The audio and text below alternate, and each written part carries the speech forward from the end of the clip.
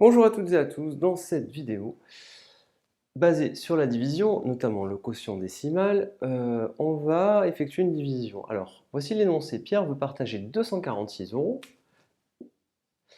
de manière équitable. Ça veut dire que chaque personne doit avoir la même somme à la fin. Et on veut partager 246 € entre 5 personnes. Donc on veut que chaque personne ait la même somme. Et il a en plus la possibilité, entre guillemets, de faire la monnaie, c'est-à-dire que il peut disposer de centimes pour donner vraiment la même quantité à chacun. Donc je vous l'ai écrit là, il dispose de centimes.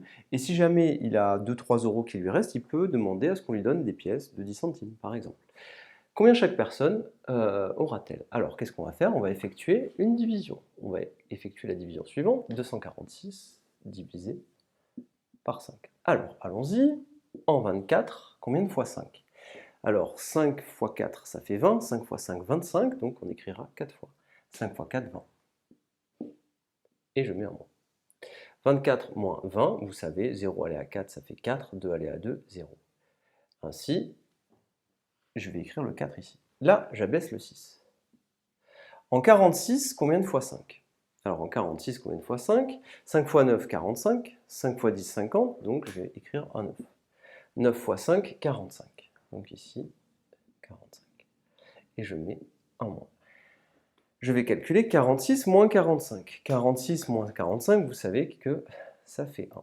Alors, ici, vous pouvez dire, eh bien, j'ai 246 €, je partage avec 5 personnes, chaque personne aura 49 €, mais il restera 1 € à Pierre. Et cet euro ne sera pas partagé. Eh bien, nous, on a la possibilité de faire la monnaie, donc on va le partager. Et donc, ce qu'on va faire, c'est que on va tout simplement utiliser notre division avec quotient décimal. Le quotient décimal, c'est-à-dire qu'ici, il y a un nombre décimal, ça veut dire un nombre à virgule. Donc je mets une virgule ici, tout simplement. Et là, je mets ma virgule, je rajoute un 0 et je la baisse. Et je mets 10 ici. Continuons. En 10, combien de fois 5? Eh bien 2 fois. 2 fois 5, 10.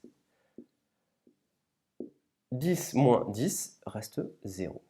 Et là, on a terminé. Chaque personne aura 49,2 €, c'est-à-dire en réalité 49,20 €. Ça veut dire quoi? Ça veut dire 49 € et 20 centimes. Et c'était tout à fait cohérent parce que quand on s'est retrouvé ici et qu'il nous restait 1 €, cet euro-là, on aurait pu le partager tout de suite en se disant bon, on partage 1 € avec 5 personnes, ça fait 20 centimes d'euros chacun. Voilà l'utilité de la division avec ici, vous voyez bien, le quotient qu'on a, c'est un quotient décimal parce qu'ici on a un nombre décimal. Quotient, diviseur, dividende, reste. Je vous remercie et à bientôt.